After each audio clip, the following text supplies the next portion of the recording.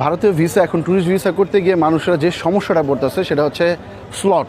এই স্লট বাণিজ্যটা অনেকেই বুঝতেছে না আসলে কি স্লটটা কি, মানে ট্যুরিস্ট ভিসা হোক মেডিকেল ভিসা হোক, যেটা 2 বছর যাবৎ ভুক্তভোগী সবাই।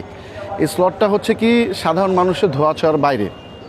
যখন লিমিটেড ভিসা স্লট ছাড়ে, মানে ভিসা জমা দেওয়ার মানুষ লিমিটেড করে দেয় যে 500 বা 1000 মানুষ জমা দিতে পারবে এবং টাইম লিমিট করে দেয় যেরকম 5টা বাজে ছাড়বে, তখনই এইটার উপর দিয়ে তৃতীয় ব্যক্তি বা তৃতীয় পার্সন চলে আসে যেটাকে বলে স্লট বা সফটওয়্যার কোম্পানি। যেটা মানুষ নিতে পারে না সেটা ওই সফটওয়্যারগুলো কী করে একটা রোবোটিক মাধ্যমে সেই ডেটগুলো উঠায়। আর যেহেতু রোবোটিক প্রসেসে উঠায় এটাকে বলা হচ্ছে স্লট, এবং এটা হচ্ছে গিয়া টাকা লাগে প্রচুর, যেটা সাধারণ মানুষের সাধ্যের বাইরে।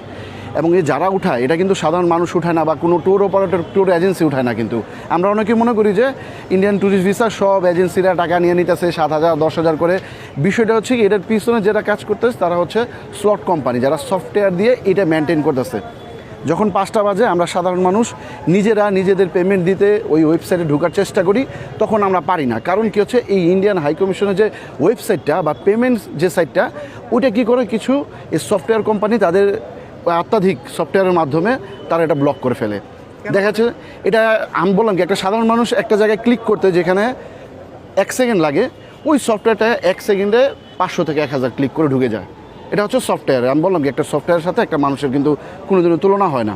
তো এই কেরাসমতি করার কারণে দেখা যাচ্ছে সাধারণ মানুষ এই জায়গায় আর পারতেছে না, যার কারণে ভুক্তভোগী হয়ে তারা এজেন্সির দ্বারপ্রান্ত হচ্ছে। এবং এই হ্যাকার বা সফটওয়্যার যারা আছে কাজ করে তারা কিন্তু সাধারণ মানুষের কাছ থেকে কাজ নেয় না, তারা নেয় হচ্ছে আমাদের মতন আবার যারা এজেন্সি আছে তাদের নক দেয়। কারণ তাদের মাঠ পর্যায়ে কিন্তু তারা কাজ করলে কিন্তু কেউ তাদের বিশ্বাস করবে না, তারা তো হিডেন থাকে। তো কাদের বিশ্বাস করবে? এজেন্সি। তো তখন কি করে এই সফটওয়্যার কোম্পানিগুলো এজেন্সিতে যোগাযোগ করে, এজেন্সিরা তারপর মাঠ পর্যায় থেকে কাজগুলো উঠে তাদের কাছে দেয়। এই প্রসেসের কারণে দেখা যাচ্ছে যে খরচটা অতিরিক্ত বেড়ে যাচ্ছে। এই এজেন্সি কেমন হয় খরচটা তো 7,000 8,000, এমনকি কালকে দেখতে পারবেন ফেসবুকে 10,000 পর্যন্ত চাওয়া হচ্ছে। এবং এটা কিন্তু একটা এজেন্সি চায় না। কেন চায়? 10,000 কী কারণ লাগতেছে বুঝে, যখন একটা মানুষ একটা ভিসা স্লট ছাড়ছে হচ্ছে 1,000, কিন্তু ওটার পিছনে এগেনস্টে সবাই আবেদন করতেছে 10-20,000, তো ওই 1,000 ভাগ্যবান কে হবে ওই টাকার উপর ডিপেন্ড করতেছে। আর ওই টাকার উপর ডিপেন্ড করে কে উঠে দিতেছে? ওই সফটওয়্যারগুলো।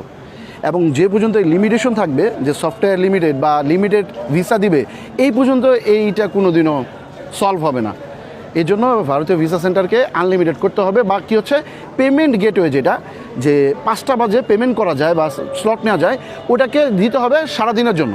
যে 24 ঘন্টা আপনি যখনই ফাইল ফিল আপ করবেন আপনি তখনই পেমেন্টটা করতে পারবেন। যদি এটা করে দেয় তাহলে কোনো সফটওয়্যার কোম্পানি এটা হ্যাক করতে পারবে না, কিছু করতে পারবে না নির্দিষ্ট সময়ের মধ্যে। কারণ সবার হাতে সময় থাকবে, যে যখনই করবে রাত 12টা বাজে রিল্যাক্সে পেমেন্ট করতে পারবে, নির্দিষ্ট সময় মতন করতে পারবে। তো এটা নিয়ে অনেকে ভুক্তভোগী। আসলে ভিসা খুলে দিয়েও হয়রানি কমে নাই। 7-8 হাজার টাকা একটা থাইল্যান্ড, সিঙ্গাপুর, মালয়েশিয়ার ভিসা থেকেও ইন্ডিয়ান ভিসার এখন অনেক দাম। আসলে এই যে প্রক্রিয়াটা, এর মাধ্যমে লাভবানটা কে হচ্ছে? এই সফটওয়্যার কোম্পানি? দেখুন, এই অবশ্যই সফটওয়্যার কোম্পানি লাভবান হচ্ছে, কারণ তারা একটা যে জিনিসটা করছে, আপনি চাইলেও ওই সফটওয়্যার ছাড়া আপনি চাইলে যখন 5টা বাজবে আপনি নিজেও একটা ব্যক্তিও দেখবেন যে ফেসবুকে পোস্ট কেউ ঢুকতেই পারে না সাইডে, কারণ কি ওটা জামার করে ফেলে। আর যেটা সাধারণ মানুষ তো পারে না, আমরা তো এই সফটওয়্যার চালাতে পারি না, আমরা হচ্ছে সাধারণ মানুষ, নট কোনো এজেন্সি। আবার বলেছে এটা হচ্ছে কি সফটওয়্যার আলাদাই একটা ওদের মার্কেট থাকে, যারা সফটওয়্যারিং কাজ বুঝে, আইটি কাজ বুঝে রিলেটেড, এগুলো তারা করে। তাহলে আসলে এই সাধারণ মানুষের এখন উপায় কি? উপায় আর কিছুই না, কারণ এই সফটওয়্যার যখন মানুষের মধ্যে থেকে কম্পিউটার আর মানুষের মধ্যে যখন একটা দ্বন্দ্ব লেগে যায়, কিন্তু অবশ্যই আপনি যেটা আধুনিক প্রযুক্তি যেটা সেটাই জিতবে। এই প্রযুক্তি বন্ধ করার জন্য আমি যেটা বললাম যে মানুষ কোনোভাবেই এই সফটওয়্যারে যদি থাকে তাহলে শান্তি পাবে না। 7,000 8,000 10,000ও হতে পারে। যত মানুষ অ্যাপ্লিকেন্ট বাড়বে তত কম্পিটিশন বাড়বে। তো সেই ক্ষেত্রে কি হচ্ছে আনলিমিটেড করতে হবে, যে সময়টা, যে সারাদিনে যে কোনো সময় ইন্ডিয়ান ভিসা পেমেন্ট দেওয়া যাবে বা স্লট নেওয়া যাবে, এই সময়টা করে দিলে তাহলে সফটওয়্যার কোম্পানি নির্দিষ্ট সময় যে ওই 5টা বাজে যে বসে সফটওয়্যার চালু করে দেয় সেটা করতে পারবে না, কারণ এক এক সময় এক এক মানুষ ডেট নিবে, তখন তারা তো আর বুঝবে না। এই হচ্ছে বিষয়। আপনার নাম এবং পরিচয়? আমার নাম হচ্ছে রাজেশ চন্দ্র ঘোষ। এই আর কি আমাদের low cost tour Bangladesh travel agency এই আর কি, হ্যাঁ ওনার।